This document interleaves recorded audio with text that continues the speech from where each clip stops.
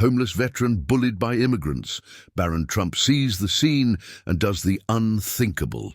Jim Sullivan sat hunched on a weathered park bench in the biting cold of Washington, D.C.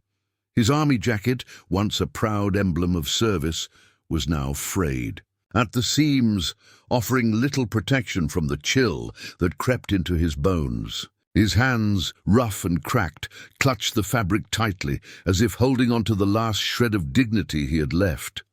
The city buzzed around him, but no one met his eyes. The world had moved on, leaving him behind, a forgotten soldier in a country he had once fought to protect. He had served with honor, but that had been years ago. The battlefield had changed, yet his war never ended. The transition to civilian life had proven impossible. The echoes of gunfire, the weight of loss, and the relentless grip of PTSD had led him down a path of despair. Job applications turned to rejections, friendships faded, and soon Jim found himself on the streets. The uniform he had once worn, with pride, meant nothing now. People passed by, some glancing at him with pity, others with discomfort, but none stopping. As he shifted uncomfortably on the bench, trying to ignore the gnawing hunger in his stomach, a group of young men approached. Javier, Omar, and Michael, immigrants from different corners of the world, moved with the careless arrogance of youth. They had come to America seeking opportunity, but resentment had taken root in their hearts. Their families had struggled, faced rejection, and endured the harsh realities of being outsiders. They saw Jim not as a man, but as a symbol of a country that had once turned its back on them. "Hey, old man," Javier sneered, standing in front of him. "What's the matter? Lost your war?" Jim didn't respond. He had long since learned that silence was often the safest choice. "Look at him," Michael scoffed. "Sits there like a ghost. Maybe he doesn't even remember where he is." Omar laughed, nudging Jim's knee with his foot. "Or maybe he's just another drunk loser. Thought you guys were supposed to be heroes." Jim stared at the ground, his grip tightening on his jacket. He wasn't drunk. He wasn't high. He was just tired. Tired of fighting battles no one saw. Javier suddenly snatched the small battered bag at Jim's side. Inside were his only possessions, a few crumpled dollar bills, a photo of his unit, and an old medal, its once bright sheen dulled by time. Jim reached for it, but Javier held it out of reach. "Give it back," Jim murmured, his voice barely above a whisper. "Or what?" Michael taunted. "You gonna fight us? Come on, soldier, show us some of that American strength." Jim didn't move. He had fought enough wars. Laughter rang through the crisp air as Omar knocked Jim's hat off his head. The photo slipped from the bag, landing face up on the pavement. For the first time, something flickered in Jim's eyes. Pain, anger, something close to despair. He reached for it, but Javier stepped on the picture, grinding it into the dirt. A voice cut through the air, strong and unwavering. "Enough!" The laughter died instantly. The young men turned, startled. Standing a few feet away, dressed in a tailored coat, was Barron Trump. He was no longer the quiet boy the world had once seen in the background of political events. He was a young man now, taller than most, with an air of quiet authority. His father's presence had always been larger than life, but in this moment, Barron didn't need a title to command attention. His security detail stood close, eyes scanning the situation, but Barron raised a hand, signaling them to hold back. "What do you think you're doing?" Barron asked, his gaze sharp. Javier smirked but shifted uncomfortably. "None of your business, man." Barron took a step forward, his eyes locking onto Javier's. "It is my business when I see someone being treated like this. Give him back his things," Michael scoffed. "Oh yeah? And what if we don't?" Barron didn't flinch. "Then I'll make sure you regret it." The quiet threat in his voice made Omar hesitate. They had expected an easy target, not someone who would challenge them, and certainly not Barron Trump. For a moment, no one moved. The cold wind whistled through the trees, rustling Jim's torn jacket. Then Javier sighed and tossed the bag onto the bench. "Whatever, man. He's just some old vet." Barron's jaw tightened. He bent down, carefully picking up the dirtied photograph from the ground. He wiped it clean with his sleeve before handing it to Jim. Their eyes met for the first time. "You don't deserve this," Barron said softly. Jim swallowed hard. He had been invisible for so long, discarded, ignored, belittled, and yet here stood the son of the most powerful man in the country, not just seeing him, but standing up for him. Barron turned back to the young men. "Walk. Away," he said. "Now." The three hesitated, then muttered under their breaths as they turned and left. The tension in the air lifted, but the weight in Jim's chest remained. Barron sat beside him on the bench, ignoring the stares of passing pedestrians. For a moment neither spoke. The world kept moving, but something had changed. Jim's hands trembled as he held the photograph. He looked at Barron, his voice rough with emotion. "Why did you do that?" Barron exhaled, glancing at the city around. "Them, because you deserve better." And for the first time in years, Jim felt something other than exhaustion. He felt seen. Barron didn't move. His gaze locked onto the three young men who had just tormented a man who had once fought for the country they now called home. His security detail stood close, their hands hovering near their earpieces, waiting for the command to step in, but Barron lifted a hand, stopping them before they could act. He didn't want force or authority to solve this. He wanted to handle it himself. He took another step forward, his presence alone enough to make Javier, Omar, and Michael hesitate. "Give him back his things," Barron said, his voice calm, but firm. There was no yelling, no threats, just a quiet demand, as though he wasn't asking for a favor, but stating an expectation. Javier shifted uncomfortably, his bravado slipping for just a moment before he smirked. "Look at this, boys. The president's son coming to save a nobody." He tossed the worn bag from one hand to the other, glancing at his friends for approval. "What's the matter? You feel bad for him?" Barron didn't take the bait. He simply repeated, "Give it back." Michael scoffed. "Or what? You'll call your daddy?" Barron's expression didn't change. He ignored the insult, his eyes never leaving Javier's. "Why are you doing this?" The question caught them off guard. Omar frowned. "What?" "Why are you doing this?" Barron asked again, stepping closer.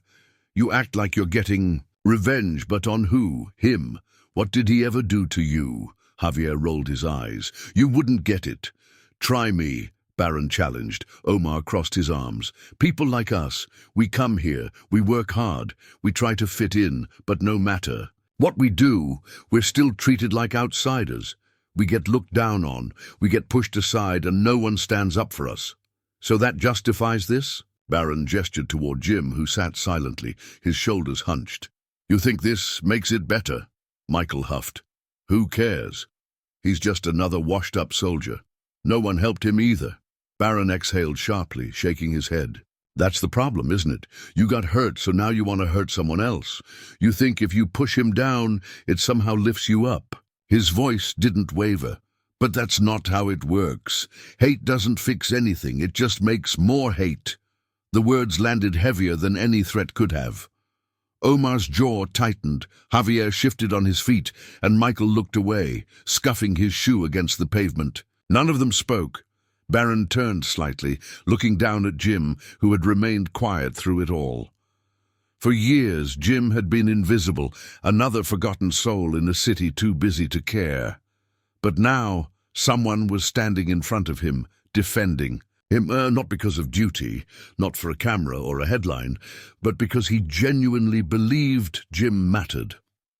Something shifted inside the old soldier. He had been kicked down so many times that he had stopped expecting kindness, but now, looking at Barron Trump, he saw something he hadn't seen in a long time. Hope. Barron knelt beside him and picked up Jim's hat from the ground, brushing the dirt off before handing it back. "Here," he said softly. Jim took it with trembling hands, staring at the young man in front of him. His voice was hoarse, barely above a whisper. "Why do you care?" Barron smiled, small but sincere. "Because you deserve better." Jim swallowed hard, his throat tight with emotion. He hadn't heard words like that in years.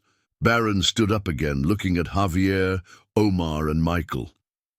"You want respect?" he asked.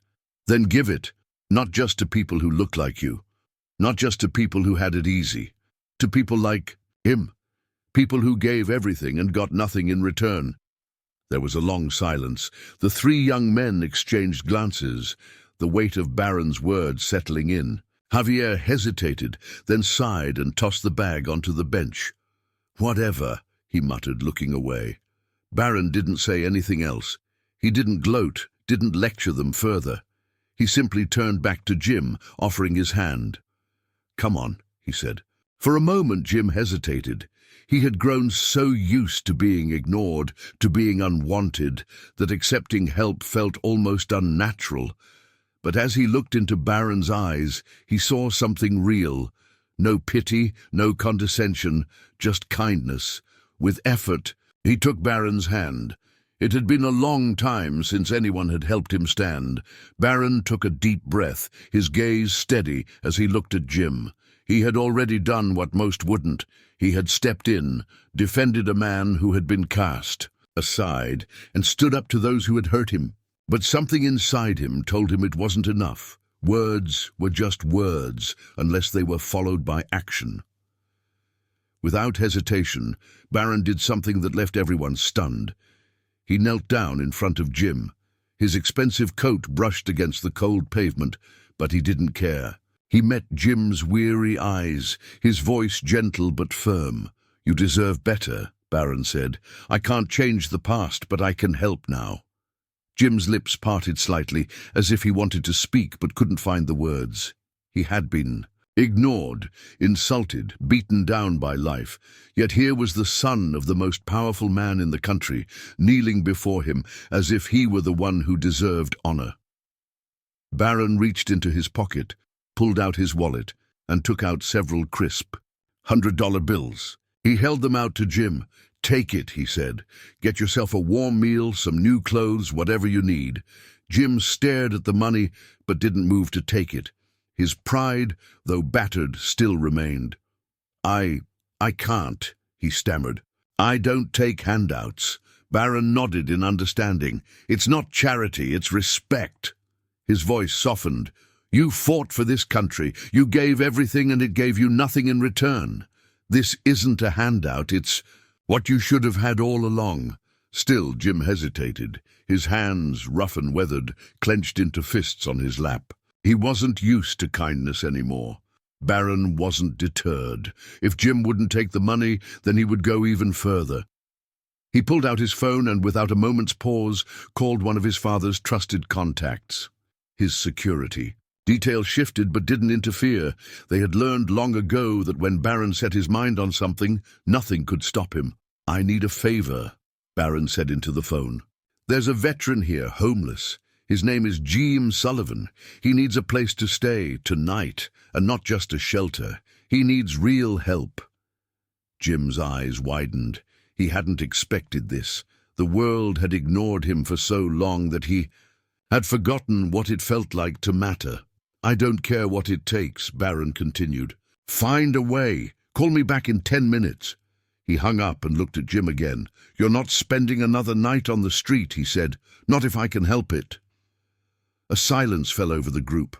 Javier, Omar, and Michael, who had now been watching the entire scene unfold, shifted uncomfortably. They had expected confrontation, anger, maybe even punishment, but they hadn't expected this. They hadn't expected a man of privilege to humble himself before someone they had mocked. Javier was the first to speak, his voice quieter now. I didn't think about it like that." He looked at Jim, then at Barron. He exhaled, rubbing the back of his neck. "I was angry. I thought—" He shook his head. "I don't know what I thought." Omar swallowed hard. His voice, when he finally spoke, was thick with guilt. "My father was a soldier too," he admitted. "Back home. He fought in wars we never wanted to be part of. I lost him when I was 10. He looked down. I should have known better. Michael nodded slowly. We let our anger blind us. That wasn't right. He turned to Jim. I'm sorry, man. We all are. Jim blinked rapidly, as if he couldn't believe what he was hearing. He had been pushed around before, insulted, ignored, but never had his tormentors turned around and apologized. Javier hesitated, then stepped forward. If there's anything we can do to help...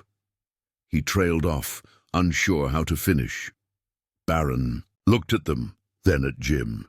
He could see the conflict in the old soldier's eyes. Jim had spent years suffering, years being mistreated. He had every right to hold on to his anger, but Jim didn't. His hands trembled as he wiped at his eyes. His breath came in uneven gasps.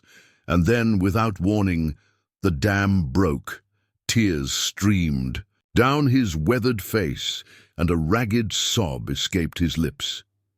It was the first time in years that he had allowed himself to feel, really feel. Not just the weight of his struggles, not just the pain of his past, but something else, something he had thought was lost. Hope. He looked up at Barron, his vision blurred by tears. You... His voice broke. You didn't have to do this. Barron smiled, small but full of warmth. Yeah, he said. I did. Jim let out a shaky breath, his shoulders heaving. He looked at the 3 young men who had hurt him just moments before, now standing before him with guilt in their eyes. And against all logic, against every reason he had to stay bitter, he forgave them. I get it, Jim murmured. Pain makes people do things they don't mean. He wiped his face with the sleeve of his jacket. I've been angry too. Angry at the world, at the people who walked past me, at the ones who forgot me. His voice softened. But anger doesn't fix anything. He looked at Javier, Omar, and Michael, really looked at them. You made a mistake, he said.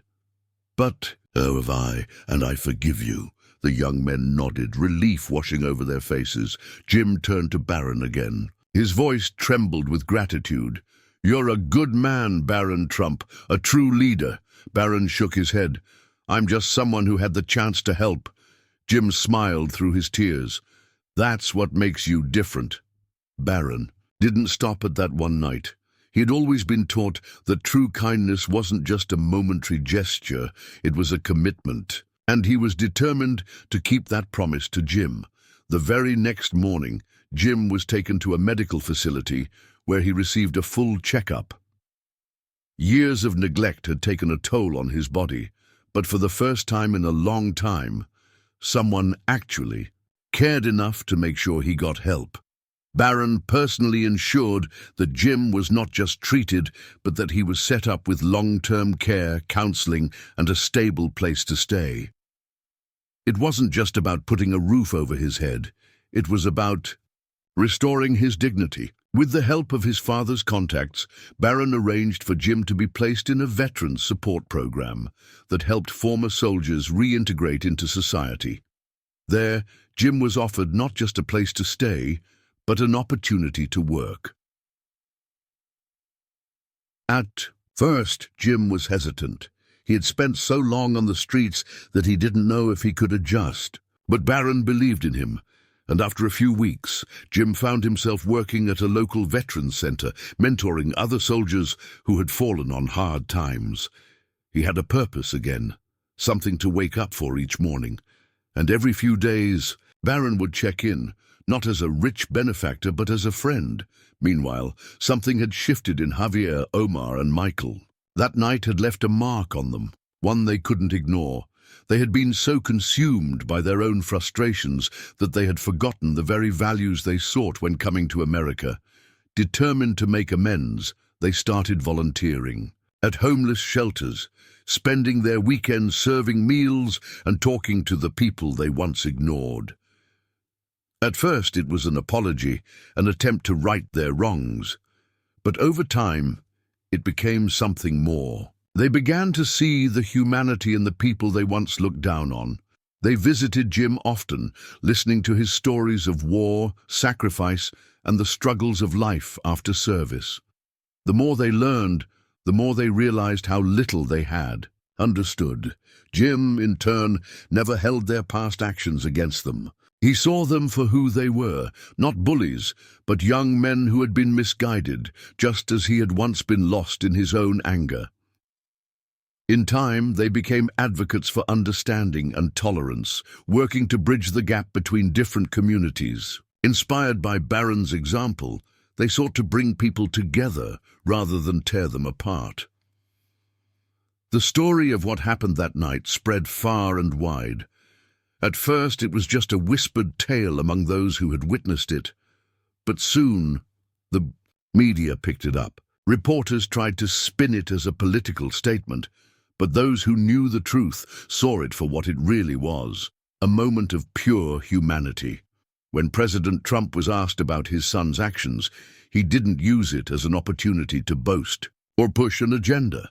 Instead, he simply said, "I'm proud of my son, not for what he did as my son, but for what he did as a man." Jim, once forgotten, was now someone people looked up to. But what mattered most to him wasn't the attention. It was the fact that for the first time in years, he felt seen. He smiled more. He laughed again. He no longer woke up wondering if he would survive another night. And through it all, Barron remained by his side. One evening, as the sun set over Washington, D.C., Barron and Jim walked through the park together. The same park where they had first met. But everything was different now.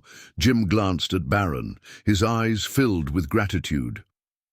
"You didn't just save my life that night," he said. "You reminded me that good still exists in the world." Barron smiled, stuffing his hands into his coat pockets. "I didn't do anything special," he said. "I just did what anyone should do." Jim chuckled. If that were true, the world would be a much better place. They walked in comfortable silence, the city buzzing around them. A man who had once been invisible now stood tall, and a young man who had always been in the spotlight had proven that character was far more important than privilege. In that moment, they weren't a billionaire's son and a homeless veteran. They were just two men, one young, one old, walking together, talking like old friends, proof that even the most broken can heal.